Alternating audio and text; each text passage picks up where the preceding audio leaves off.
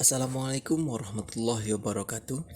Perkenalkan, kami dari kelompok 3 ingin mempresentasikan hasil diskusi kelompok kami.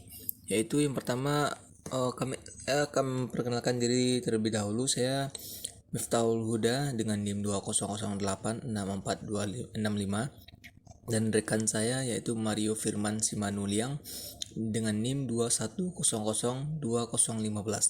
Baik, cara selanjutnya yaitu penyampaian materi yang akan disampaikan oleh Mario Firman Simanuliang. Kepada Firman Simanuliang dipersilakan. Baik, terima kasih kepada Saudara Miftahul Huda. Saya akan menyampaikan materi kelompok kami. A. Pengertian prinsip-prinsip bimbingan dan konseling. Prinsip bimbingan dan konseling menguraikan tentang pokok-pokok dasar pemikiran yang dijadikan pedoman program pelaksanaan atau aturan main yang harus diikuti dalam pelaksanaan program pelayanan bimbingan dan dapat juga dijadikan sebagai seperangkat landasan praktis atau aturan main yang harus diikuti dalam pelaksanaan program pelayanan bimbingan dan konseling di sekolah. Dalam pelayanan bimbingan dan konseling, prinsip-prinsip yang digunakannya bersumber dari kajian filosofis, hasil-hasil penelitian dan pengalaman praktis tentang hakikat manusia, perkembangan dan kehidupan manusia dalam konteks sosial budayanya, pengertian, tujuan, fungsi, dan proses penyelenggaraan bimbingan dan konseling. B. Rumusan dalam prinsip-prinsip bimbingan dan konseling.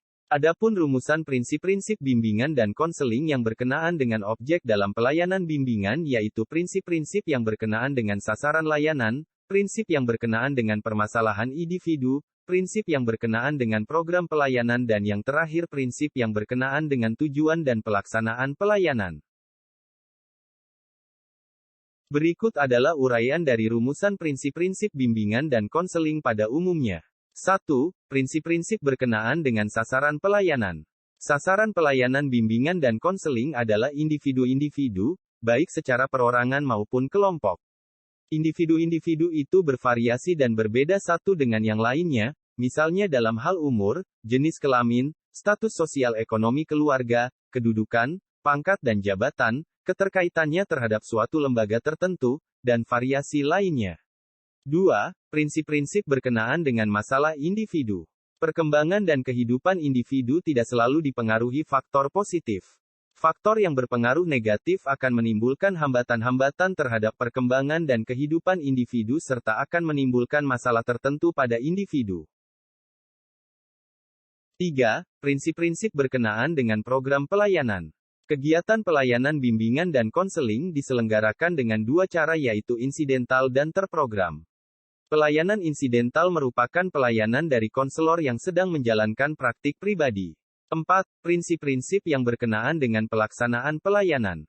Pelaksanaan pelayanan bimbingan dan konseling dimulai dengan pemahaman tentang tujuan layanan. Tujuan ini selanjutnya akan diwujudkan melalui proses tertentu yang dilaksanakan oleh tenaga ahli dalam bidangnya.